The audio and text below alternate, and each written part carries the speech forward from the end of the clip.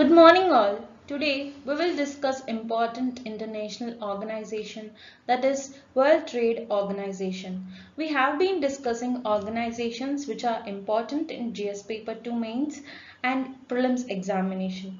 Today we will discuss the World Trade Organization, how it is formed, what is its purpose, and what are the drawbacks, and as well as how it is important to India. So let us begin our discussion. So as the name suggests, the World Trade Organization means it promotes the trade. It is headquartered in Geneva. Its purpose is to secure the international trade among the nations. So there is a trade, there is an export and import that is going on between and among the countries. One country imports when other country exports. So there is a trade among the nations in the world. So World Trade Organization, its purpose is to promote this international trade. So it's founded in January 1995. So the member states consist of 164 nations. So these are the important facts of World Trade Organization. Here we can see in the map, these are the members of World Trade Organization. Countries that are marked in dark blue, all are the members of WTO. And here it is in the blue, these are European countries. They are represented by a single economic market, that is European Union. And this which are represented in yellow are observer countries. In many organizations, I have told the observer countries means they are not actual members, but they participate and represent their respective nations in the forums. So these are all the members that are part of WTO. It means all the nations in the world takes part in this WTO. So WTO, here we will discuss what is WTO. World Trade Organization is only global international organization that deals with the trade.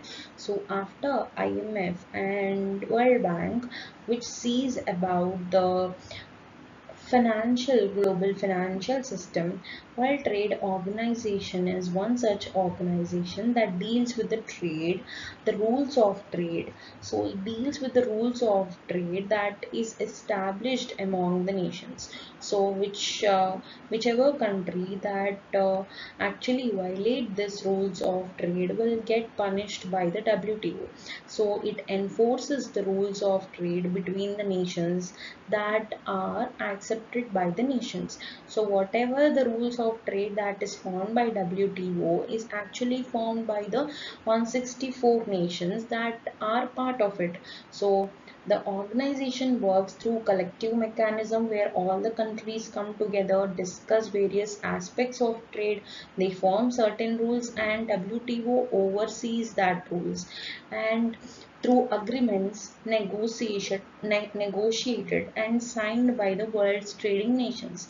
So they form the agreements between the nations, between the developed countries and developing countries as well as less developed countries.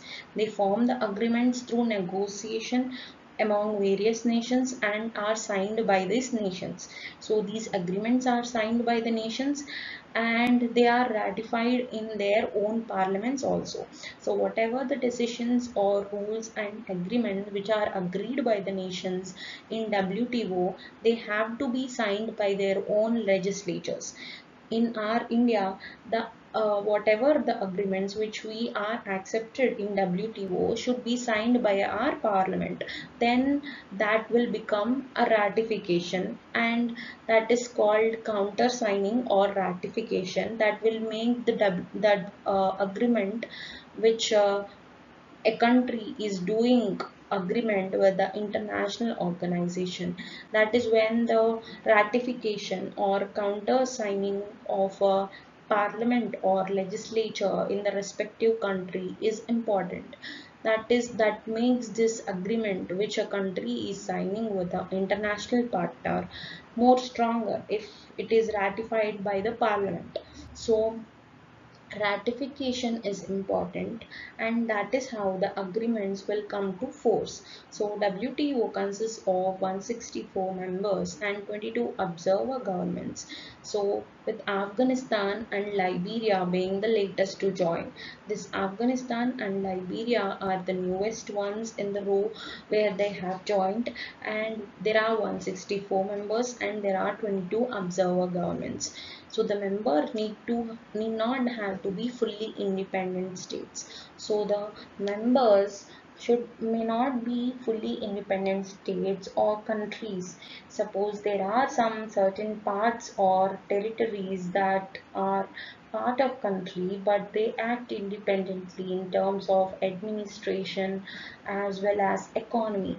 Example, certain territories of Britain, there is a Mauritius, there is certain islands of France in Indian Ocean or in South America. They come under the countries of this France and Britain, but they have their own respective economies.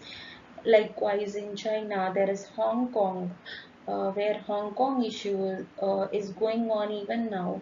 They have different administration as well as economic setup, but they come at China has a huge control on it as its own nation, but they work together, they work independently in terms of administration as well as economy. Such economic territories or customs territories will also become a part of WTO, can also become part of WTO with the consent of other members. So other members need to agree to this membership, where the part of countries or territories, customs territories of countries can join WTO. So they also can become the part of WTO. This is about WTO, how they work, how the countries come together and forms the rules of trade that to be followed by the all nations. So here we will discuss the purpose of WTO. Before we discuss what is the purpose of WTO, that is to secure the international trade among the nations. So how this WTO as an organization ensures the international trade among the nations? We know that when trade among the nations increase, there will be dependence from one country on the other country on exporting or importing goods, certain goods that the country which it cannot produce. Suppose India can't produce a certain product, like India cannot produce certain pharmaceutical ingredients, then we are dependent on China, so there is a trade. So likewise, there is a dependence on one country on the other country.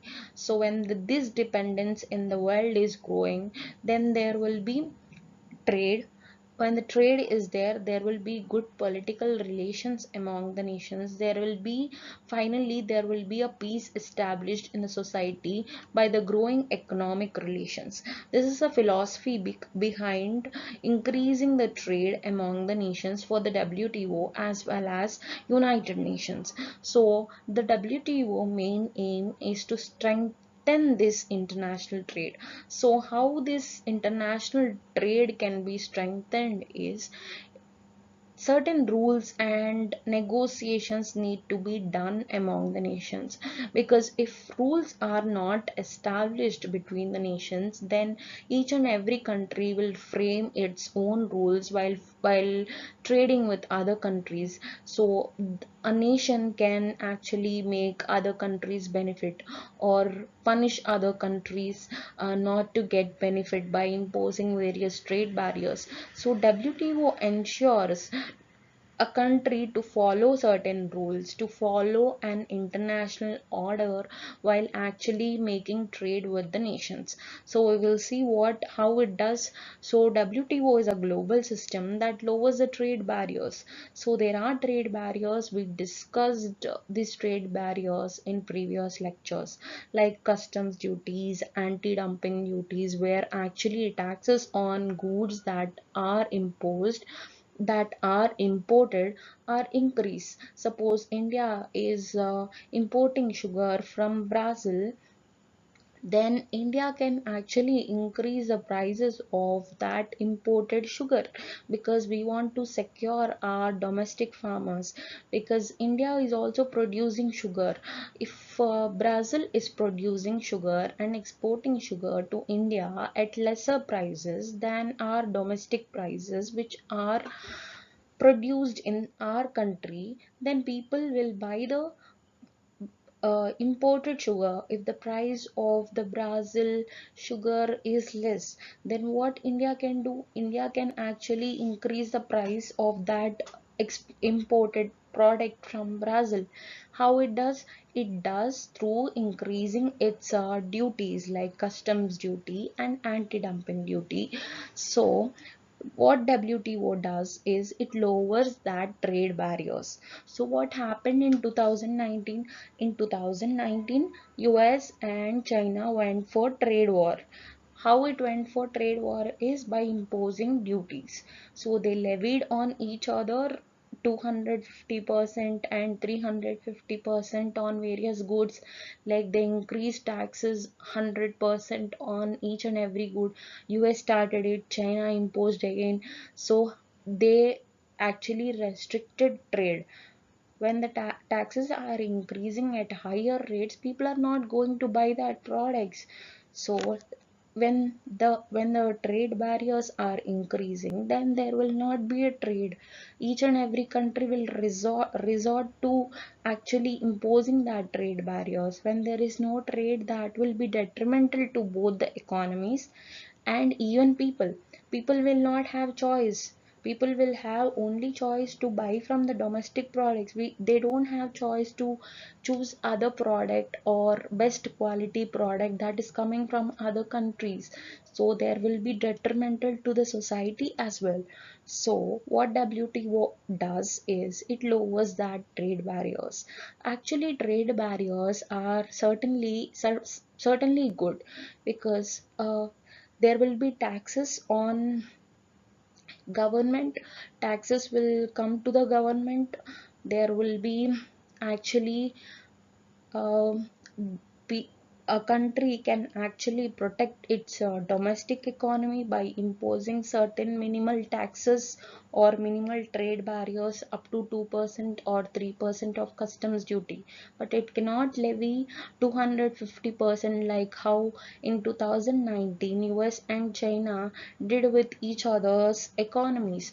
So WTO wanted to secure the trade, and it wanted to secure the trade by lowering the trade barriers among the nations through negotiation. So, by securing the trade, by not allowing the nations to impose the trade barriers on each other, and also it operates under the principle of non-discrimination. So there is a principle of non-discrimination. A country should not discriminate a, a country should not discriminate between the nations which it is trading with. So India cannot discriminate because it has a it is trading with Pakistan. It should not discriminate Pakistan in terms of trade. So there is a principle of non-discrimination. There are certain rules that are to be followed under WTO by each and every nation it is trading with.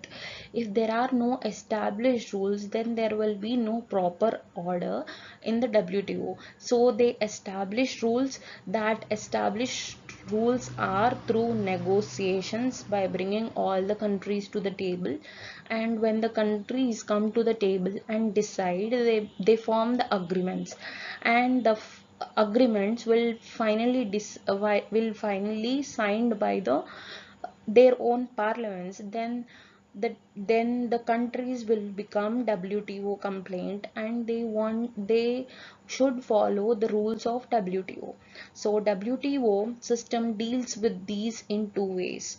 So one is by talking countries negotiate rules that and they form the rules that are acceptable to all, and the other is by settling disputes. So the WTO also form the rules, and when these rules are not followed, when the aggrieved country or the nation that has a complaint, that can go to the dispute settlement mechanism that is present in this WTO system. So the WTO system will settle the disputes, and it can stimulate economic growth and employment. So when there is trade, there will be demand. When there is demand, there is a manufacturing activity, and there will be employment, and there will be economic growth, and there will be the reduction of poverty. It is a collective growth of all the nations. So it can cut the cost of doing business. So when there is a dependence from one country on the other country, then there will be reduction in trade barriers, reduction in taxes. The cost of doing business with other countries reduces. When the trade increases, there will be growth in FDI, because there is a demand. Then FDI will come to the countries. FDI is a foreign direct investment. There will be investment if there is a demand. So there will be foreign institutional investment and FDI that will come to the country, and there will be sharing of technology from developed countries to developing countries. And the trade actually increases by cutting the various costs, and business will be done easily internationally. So these are the purposes of WTO. It will secure the trade by forming various rules that are to be followed by the nations, and it will settle the disputes among the nations if any disputes that arises out of the rules. So we have understood what is the purpose of WTO. It formed to secure the trade. So we will understand what is the history, how it came to forefront. So in 1944, there is a Bretton Woods conference which we have discussed while discussing UN, IMF, and World Bank. So in 1944, after the World War II, there is increasing consensus or interest among the nations to form organizations that secure international peace and security, like UN, United Nations. And there is also a Bretton Woods conference in 1944 that actually laid key institutions that are financial institutions like IMF and World Bank, which are now also very important. So we call these institutions as Bretton Woods institutions.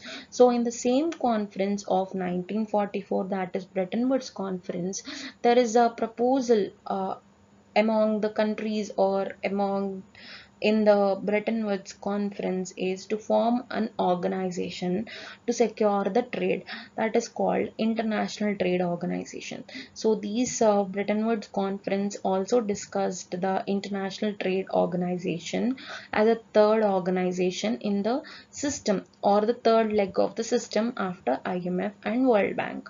So in after discussing in 1944, again in 1948, in the UN conference on trade and employment in the UN, where the conference is happening to discuss on trade and employment, certain nations have concluded a draft charter. A draft charter means working of organization. That draft charter is about ITO, also known as Havana Charter, which is discussed in the UN conference. But that Havana Charter consists of various rules on investment, services, businesses, and employment practices. Basically, the trade, or the rules that are governing trade in goods, services, investments as well. But the Havana Charter never entered into force, which they have signed in 1948. Some countries expressed their interest in 1948 to make the ITO come to existence, but the charter which they have signed, that should be signed whatever the charter that is agreed in WTO. Each and every country's parliament should agree it. US Senate or US Parliament did not agree to this Havana Charter. So US is an important country during 1940s and 1950s and even now. So that time US did not agree because of disagreements with the rules.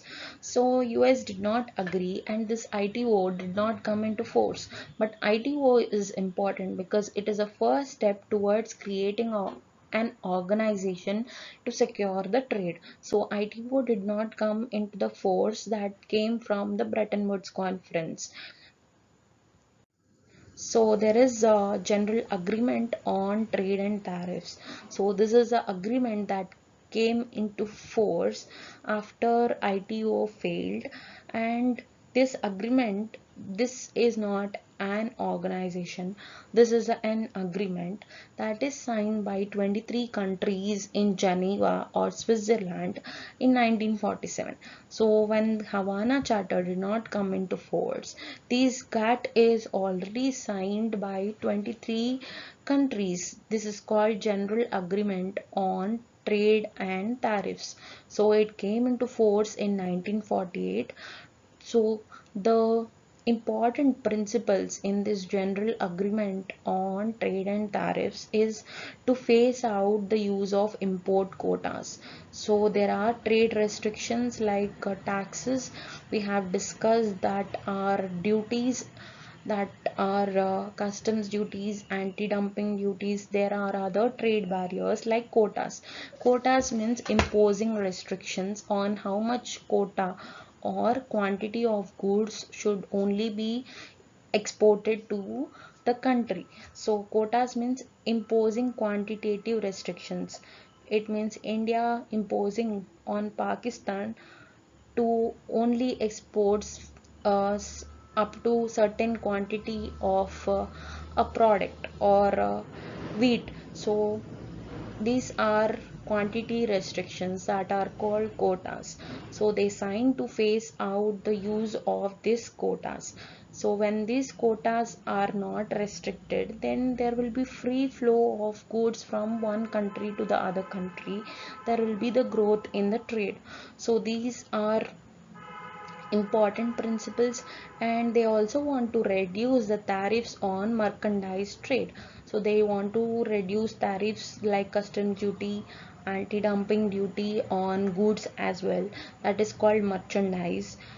Goods means merchandise. So these are important decisions that are signed by 23 nations, and this is an agreement between 23 nations. So this GATT became the only multilateral instrument. So it is a multilateral instrument that is signed by the nations, but it is not an institution or organization like ITO. So it is GATT became the only instrument, and it came to govern the international trade from 1948 until 19 until WTO was established in 1995. So GATT is the only agreement that is signed among the nations and agreed among the nations to get implemented. So there is no other institution until WTO is formed. So WTO is formed lately, and it is actually only uh, 2 decades old, and it is formed in 1995. So before WTO there is only general agreement on trade and tariffs. There is no organization, there is no ITO. So general agreement on trade and tariffs become very important to understand. So despite its institutional deficiencies, GATT managed to function as a de facto international organization. It is not an actual organization, but it it looks like an organization, it functions like an organization, that is called de facto. It is not a proper organization on paper. So there are 8 rounds that are held. A round is a series of multilateral negotiations. So a round means they actually form various rounds of negotiations.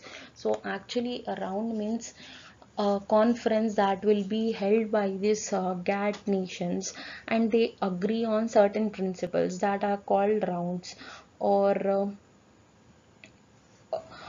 conferences. So this multilateral trade negotiation among the nations is secured by this GATT instrument only before the formation of WTO, and this GATT has organized 8 rounds of negotiations. So this 8 round of negotiations we will see here are from 1947. They cut the tax or tariffs rates 35%. They cut the tariff rates, and here we will see 1962-61 they discussed about Geneva. These also concerns the tariff reductions among the nations. And 1973 to 1979 Geneva round, so they want to cut on industrial goods, commitments on non-tariff measures. So they discuss these rounds. So it does not happen in every year. So if the negotiations are continuously going on from 1 year to 2 year, that is called round. So they meet at the same place, they meet every year to secure the negotiations, to bring the negotiations to the forefront. And that actually organized 8 rounds. So in 1986 to 1994 there is a Geneva Uruguay round. So in Geneva they actually conducted this Uruguay round. It is actually very important. This is the last round of negotiations among the nations. It last set of negotiations. So from 1986 to 1994, almost 8 years, they discussed on services, trade, intellectual property right, built in agenda on agriculture, WTO institution created. So the first time till now they discussed up to 7 conferences. They discussed on trade, uh, tariff reductions on trade, merchandise trade, on goods. From 1986, what is happening is they were discussing on services as well. So main difference in GATT is GATT or general agreement, it sees only regarding trade, it sees restrictions only regarding trade on goods, it does not see the trade in services. So in Uruguay round, it discussed about services, trade in services, various restrictions of trade in services, and also first time they discussed about intellectual property rights. Intellectual property rights means a right that is given to a person that who actually invented certain thing. So if a person from a country invented certain thing, he has intellectual property right. Intellectual property right is given to that person for 20 years, and he can actually sell that product which he invented. No other manufacturer from other countries need to manufacture the same product. So that is called intellectual property right or exclusive right, that is given to person who actually invented.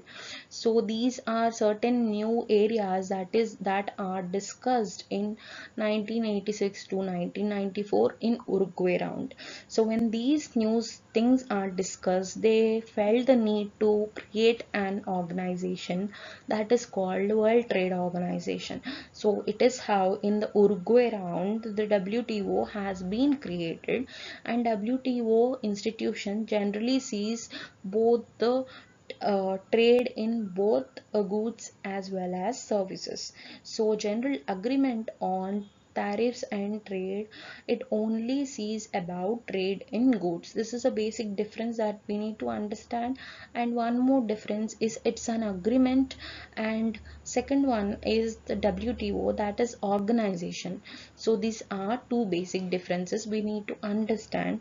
And we understood how it formed from GATT, that is formed in 1948 to 1995, how it performed through 8 negotiations or 8 set of rounds, and how WTO is created in the last round, that is Uruguay round, from the GATT.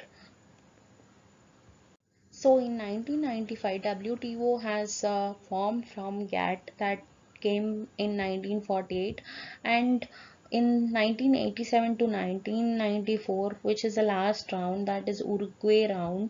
In this Uruguay round, all the countries in GATT has signed Marrakesh Agreement. All the countries in the world signed, not only in GATT. And when all the countries signed, WTO came to forefront. So WTO came into place and it incorporated all the principles of GATT. So General Agreement on Trade and Tariffs, they actually developed certain principles of trade through 50 years, from 1948 till 1994, until WTO is there. So all these rules that are actually in place are incorporated into a proper organization, that is WTO. So it provided the institutional framework for all the rules that are actually that or actually came in GATT. So WTO formed as an organization, a proper organization where all the rules that are agreed by the members are implemented. So we'll understand the relation between WTO and UN. So WTO is formed in 1995. It incorporated the principles of General Agreement on Trade and Tariffs. So WTO is not a UN specialized agency. There are UN specialized agencies like WHO, but we have to understand the difference.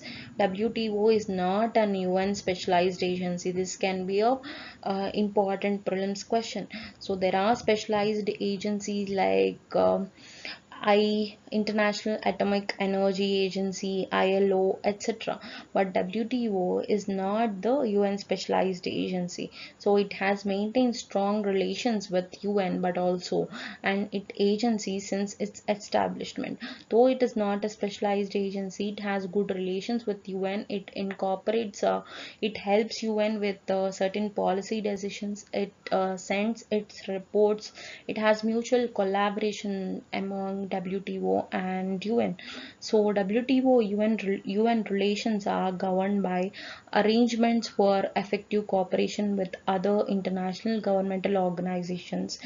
So this is the arrangement among these organizations, that is between WTO and United Nations. There is an agreement between both that is signed in 1995, that is called this arrangements for effective cooperation with other international organizations. So according to this agreement, they cooperate with each other, that is signed in 1995. So the WTO Director General participates to the Chief Executive Board, which is an organ of coordination with the UN system. So the WTO Director General also participates in the Chief Executive Board, that is the organ of coordination with the UN system. So WTO director also will be a part of a board that is a part of UN system. So this is how WTO and UN cooperate through the agreement. But WTO is not a specialized agency of UN. There are specialized agency like ILO, etc., International Labour Organization, International Atomic Energy Agency, WHO, or World Health Organization. But WTO is not such specialized agency of UN, but it has good relations with UN. So the key objectives of WTO are to set and enforce the rules of international trade. We have discussed this. So the WTO takes all the countries to the forefront, developed as well as developing countries, and they form the rules among the nations. So that is how there will not be any disputes between the nations. There will be a free flow of international trade when all the countries come together and set their own rules. So it also provides a forum for negotiating and monitoring further trade liberalization.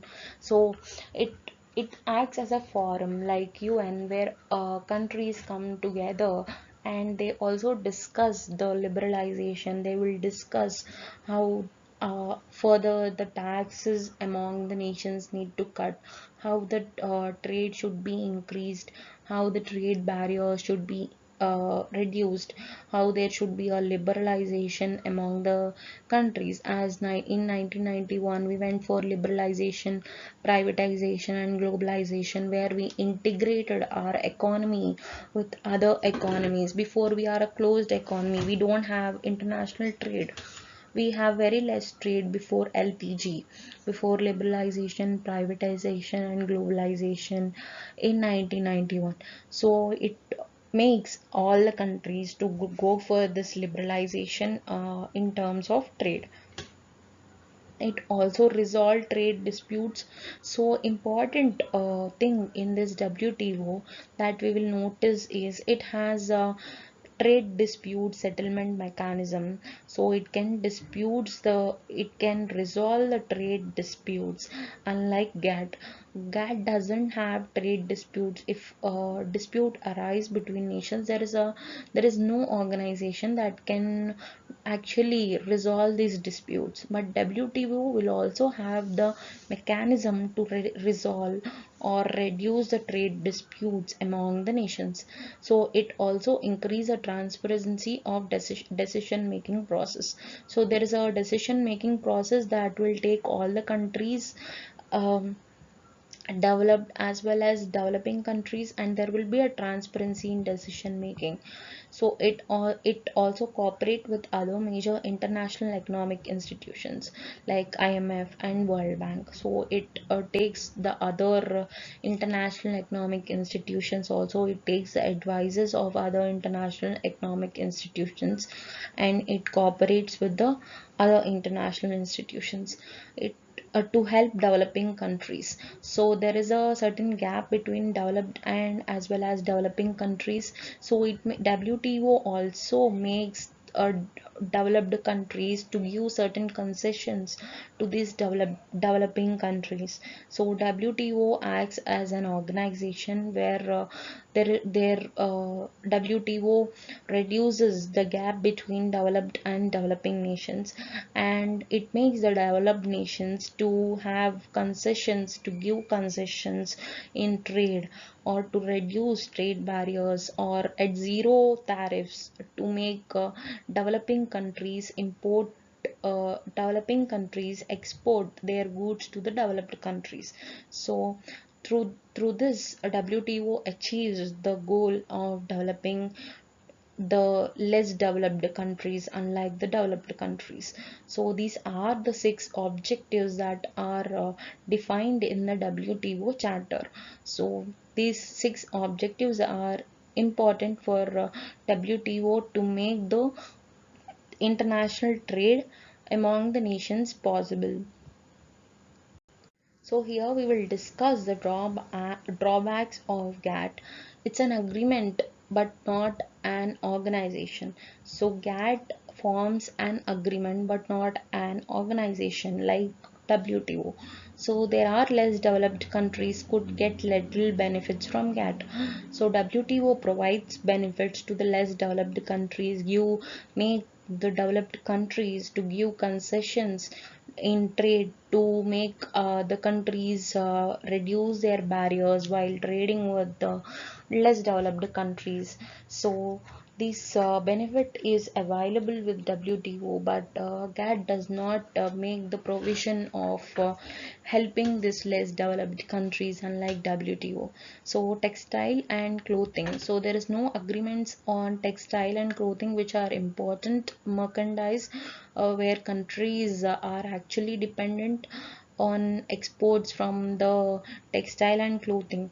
So GATT does not include this textile and clothing or goods, textile goods or clothes that are imported and exported. GATT does not deal with it.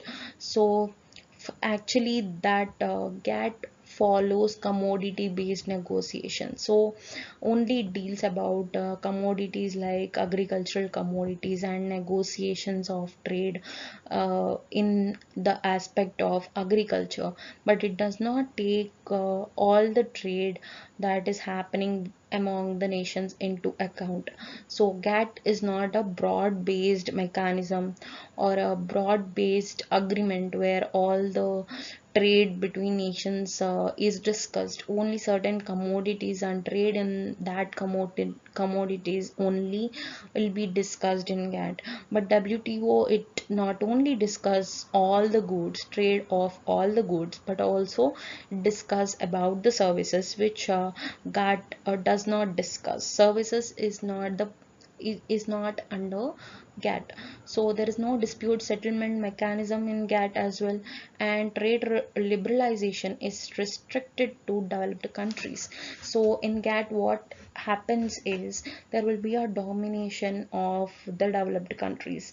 There are only few countries in GATT, but the trade liberalization or trade rules are only restricted, or trade barriers or reducing trade barriers and negotiations with respect to reduction of barriers is restricted to developed countries. So there are no representation from less developed countries in GATT, unlike WTO, which consists of 163 nations. So these are the drawbacks of GATT, and WTO has been formed from Uruguay round of GATT in 1995. So WTO also takes into consideration about services. It also takes into the consideration intellectual property rights as well as goods. So far we have discussed how WTO is formed, what is WTO, its purpose, its objectives, what is a forerunner of WTO, that is General Agreement on Tariffs and Trade. We have discussed GATT, we have discussed various rounds of GATT and how WTO has been formed from GATT and what are the drawbacks of GATT as well. So WTO is a big organization. So in the next lecture, we will continue WTO, the structure of WTO, and what are the issues of WTO, and how India form an important role in WTO, and various issues India is dealing in WTO. So that is for tomorrow's lecture. Finally, in this lecture, we will discuss some prelims questions so far related to the aspects I have discussed today.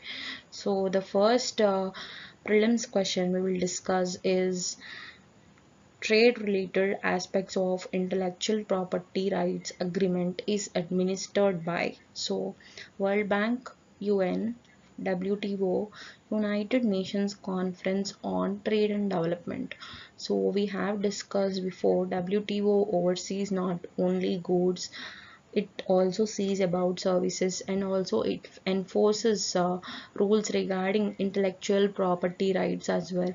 So answer here is C. So the second question is, WTO has an objective of reducing tariffs to option A maximum, B minimum, C 0, D none of the above. So we have discussed in the start. So WTO's aim is to lower the barriers. It is not to make or to reduce to make a complete ban on trade barriers, but to reduce the trade barriers. So answer here will become minimum. So WTO, I discussed specially that trade barriers are certainly, sometimes they are good, but they should not be more of trade barriers. So Minimum trade barriers is the main aim of WTO. So these are the prelims questions for today. And in tomorrow's lecture, we will finally discuss how India and WTO, what are the issues between both. So today's lecture, I hope you understood.